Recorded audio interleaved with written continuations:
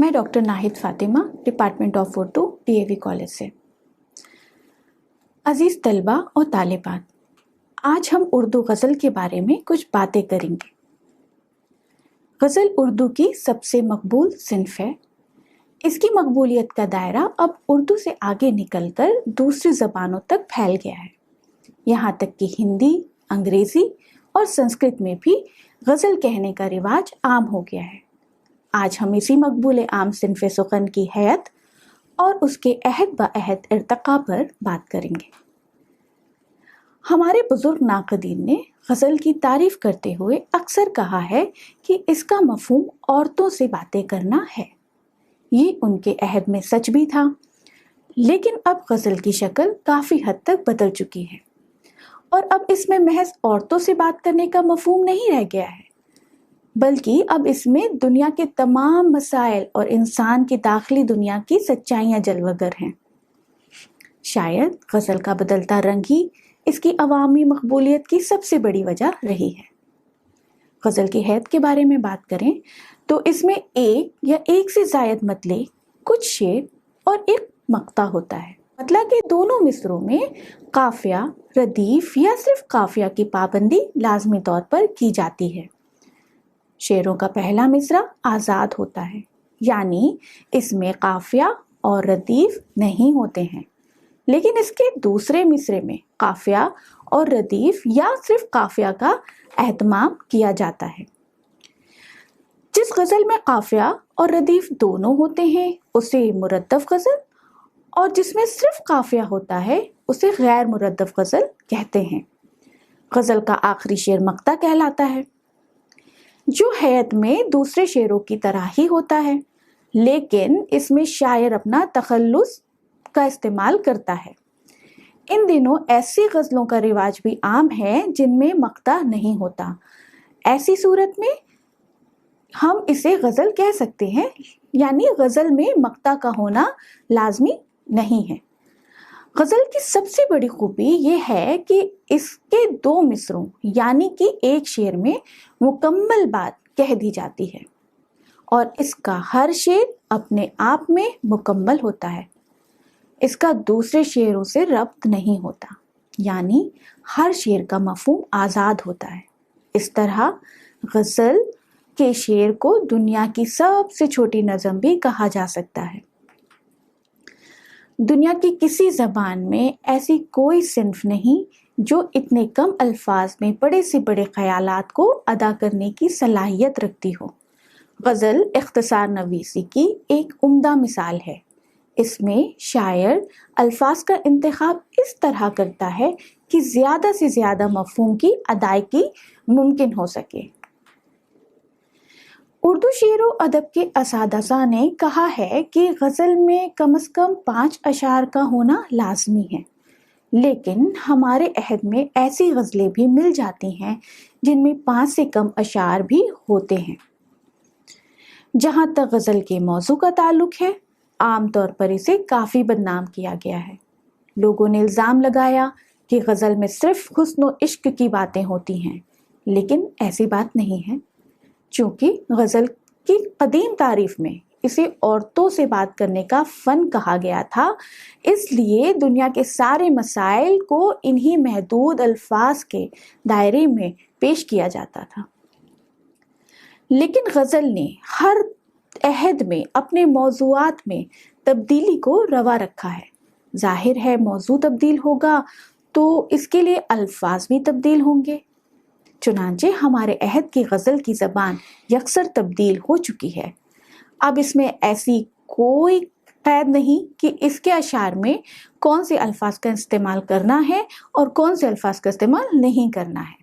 ज़बान में जो कुछ है सब में गज़ल के अशार कहे जा सकते हैं। उर्दू में गज़ल कदीम तरीन असनाफ है। उर्दू के आगाज़ ही से हमें गज़ल के नमूने मिलने लगते हैं। यहाँ तक कि खुसरो का वो कलाम जिसे उर्दू या हिंदुस्तानी ज़बान का पहला नमूना कहा जाता है, गज़ल ही है। इस गज़ल में फ़ारसी और उर्दू दोनों ज़बानों की आमेज़िश है। मिसाल के तौर पर हम उनकी गज़ल के 2 शेर देखेंगे। ज़िहाल मस्की मकन तगाफुल वराए नैना बनाए बतियाँ, किताब हिजरा न दार मैजा न लेहु काहे लगाए छतियाँ, शबान हिजरा दराज चोजुल परोज वसरत जो उम्र कोता, सखी पिया को जो मैं न देखूं तो कैसे काटूं अंधेरी रतियाँ। लेकिन अगर हम उर्दू के पहले साहिब दीवान शायर की बात करते हैं तो वो गोलकुंडा का बादशाह मोहम्मद कुली कुतुब शाह था। इन दिनों उर्दू दक्कन के बीजापुर और गोलकुंडा रियासतों में फल फूल रही थी और लातादाद शायर उर्दू में शायरी कर रहे थे। दक्कन के शायरों में वली दक्कनी और सिराज औरंगाबादी की शायरी आज के अहद में भी मकबूलियत रखती है। वली दक्कनी के दिल्ली सफ़र करने के बाद शुमाली हिंद में भी उर्दू का चलन आम होने लगा। अहद खान आरजू और उनके मुआसरीन का था। वली की शायरी से इस अहद के शायर मुतासिर हुए और उन्हें ये देखकर हैरत हुई कि अवामी ज़बान उर्दू में भी शायरी की जा सकती है। इससे पहले वो गुफ्तगू के लिए उर्दू का और शायरी के लिए फ़ारसी का इस्तेमाल किया करते थे। वली की शेर का नमूना देखिए।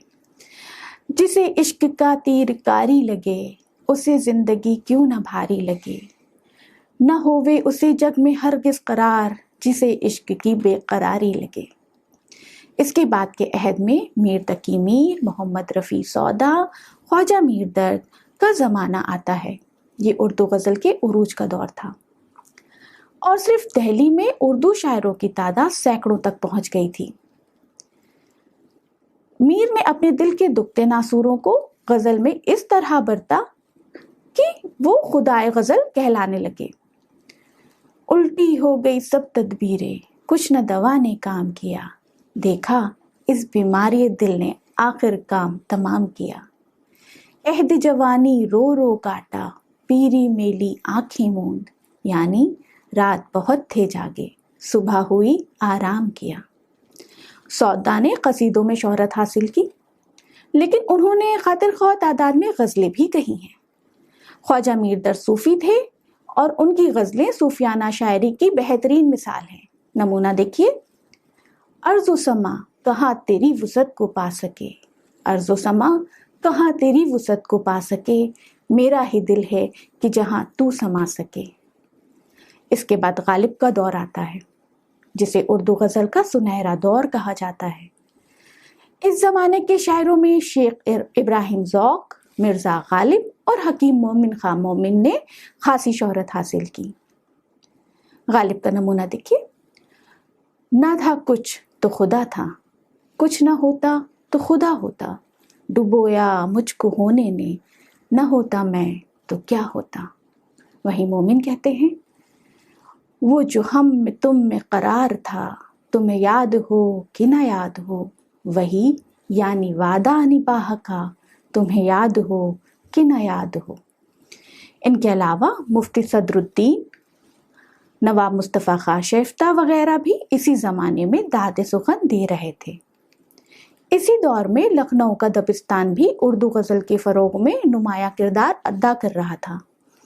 वहाँ भी ख्वाजा हैदर अली आतिश, शेख इमाम बख्श नासिक जैसे शायर अपनी शायरी का सिक्का जमा रहे थे। लखनऊ की गज़लों का रंग दिल्ली की शायरी से अलग था।